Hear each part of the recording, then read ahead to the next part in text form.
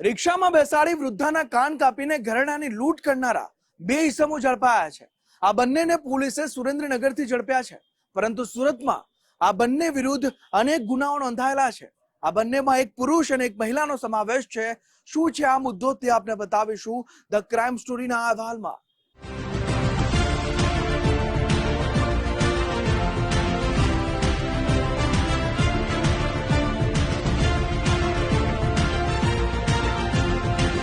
સુરતમાં મુસાફરોને રિક્ષામાં બેસાડી અવરોધ સ્થળે લઈ જઈ મુસાફરોને લૂંટતી ગેંગ અગાઉ પણ ઝડપાઈ હતી.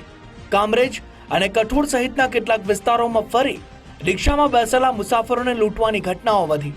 25 મેના રોજ એક વૃદ્ધાના કાન કાપીને સોનાની બુટ્ટીની લૂંટ ચલાવવામાં આવી. સવારે 10 વાગે રિક્ષામાં બેસીને વૃદ્ધા વેલંજાથી કેટલાઇઝર સ્કૂલ તરફ જવા નીકળ્યા. આ સમયે રિક્ષા ચાલકે રસ્તા વચ્ચે જ વૃદ્ધાને ઉતારીને કાનમાં પહેરેલી સોનાની બુટ્ટી આપવા માટે ધમકાવ્યા. જો સોનાની બુટ્ટી ન આપે તો મારી નાખવાની ચીમકી પણ ઉચ્ચારી, જેથી ડરી ગયેલા વૃદ્ધા રિક્ષામાંથી ઉતરીને ચાલતા આગળ વધી ગયા. વૃદ્ધા હજુ થોડે દૂર પહોંચ્યા હશે ત્યાં પાછળથી આવેલા રિક્ષા ચાલકે કાનના ભાગે છરી મારીને સોનાની બુટ્ટી લૂંટી લીધી. આ ભોગ બનનારી વૃદ્ધ મહિલાને કાનના ભાગે 7 ટાંકા આવ્યા.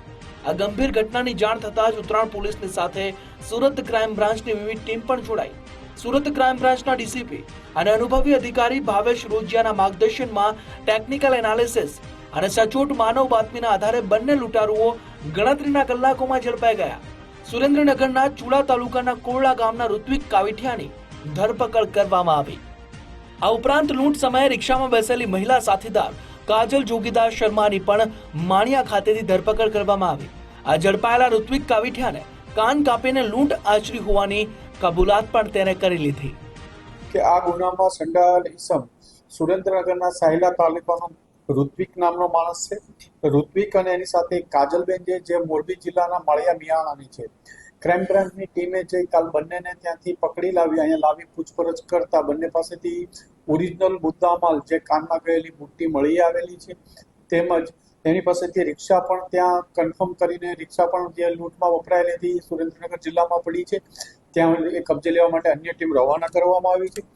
આ માણસ સુરેન્દ્રનગરથી આવી અહીંયા લૂંટ કરવાના ગુનામાં પકડાઈ ચૂક્યો છે.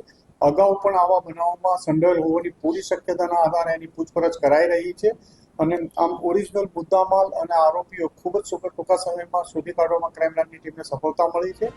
સુરત ક્રાઇમ બ્રાન્ચની પૂછપરછમાં ઋત્વિક કાવીઠિયાએ કબૂલ્યું કે કાજલ શર્માને પહેલાથી રિક્ષામાં બેસાડી રાખતો, મહિલાઓને વિશ્વાસ આવતો. આ બંને નાના વરાછા વિસ્તારમાં એક જ્વેલર્સને બુટ્ટી વેચીને 27,000 રૂપિયા મેળવી લીધા હતા. જ્વેલર્સે એક બુટ્ટી અંગે પૂછપરછ કરતા તેમણે બે ભાઈઓના ભાગે દાદીની એક સોનાની બુટ્ટી આવી હોવાની જૂઠી વાત ઉપજાવી કાઢી. આ રૂપિયા લઈને કાજલ અને ઋત્વિક કાવીઠિયા ચોટીલા તરફ ભાગી છૂટ્યા હતા. અગાઉ આરોપી પ્રોહિબિશનના એના ગુનામાં પકડાયેલો છે. એના વિરુદ્ધ 2 ગુના, એક ચોટીલા અને અમરોલી પોલીસ સ્ટેશનમાં દાખલ થયેલા છે. એ સુરતમાં આવજાવ કરે છે. સુરત રહેતો નથી પણ સુરતમાં આવજાવ કરે છે. આ ઝડપાયેલા બંને આરોપીઓનો ગુનાહિત ભૂતકાળ હોવાનું સામે આવ્યું છે. ઋત્વિક કાવીઠિયા અગાઉ સુરેન્દ્રનગરના ચોટીલા અને સુરતના અમરોલી પોલીસ સ્ટેશનમાં 2 ગુનામાં ઝડપાઈ ચૂક્યો છે. આ શાતીર તસ્કરે અગાઉ કોઈ ગુના આચર્યા છે કે કેમ તે અંગે પણ સુરત ક્રાઇમ બ્રાન્ચે વધુ તપાસ હાથ ધરી છે. રાકેશ બ્રહ્મભટ્ટ, ગુજરાત ફર્સ્ટ, સુરત.